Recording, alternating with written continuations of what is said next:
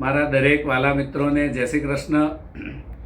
મારું નામ કમલેશ દવે, સામવેદ આચાર્ય, સુરત, ગુજરાતથી। મિત્રો, આજે આપણે વાત કરીશું તુલા રાશિ વિશે। તો તુલા રાશિના અક્ષર છે ર અને ત।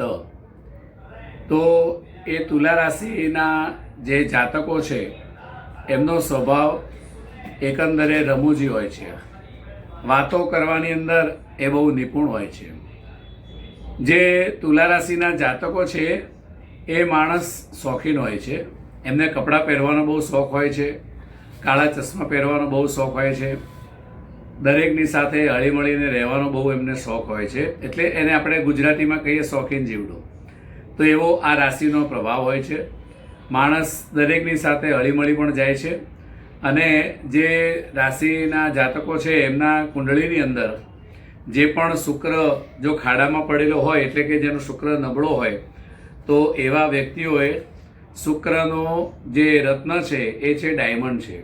તો એ ડાયમંડ આપણે ધારણ કરવું જોઈએ। ઘણીવાર કોઈને ડાયમંડ સૂટ નથી થતું, તો એમણે ધારણ નહીં કરી અને શુક્રવારના વ્રત કરવા જોઈએ। શુક્રવારના વ્રતમાં સફેદ વસ્તુ દાનમાં આપવાની, જેમ કે ચોખા છે, ખાંડ છે, પનીર છે, દહીં છે, દૂધ છે, એ બધું દાનમાં આપવાનું। સફેદ વસ્ત્ર આપણે ધારણ કરવાના, અને દરેક બ્રાહ્મણોને જે પણ વસ્તુ આપો એ સફેદ દક્ષિણા ઉપર કંઈક મૂકીને આપવાની।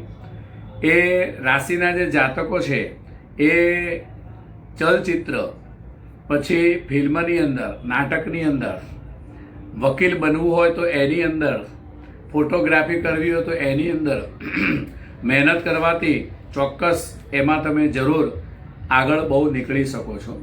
અને અત્યારે સમય એનો જ છે ફોટોગ્રાફીનો, ચલચિત્રનો, તો એની અંદર તમે મહેનત કરશો તો એ જલ્દી આગળ નીકળી જશે। પછી જન્મકુંડળીની અંદર જે 7મું સ્થાન છે એ શુક્રને કારક છે, એટલે કે શુક્રનું સ્થાન છે। તો એમાં પત્ની કેવી મળશે, પતિ કેવો મળશે, એમના રૂપ રંગ કેવા હશે, એ આપણે એની અંદર જોઈ શકીએ છીએ। ગુપ્ત રોગ આપણાને થયા હોય તો એ પણ એની અંદર જોઈ શકીએ છીએ।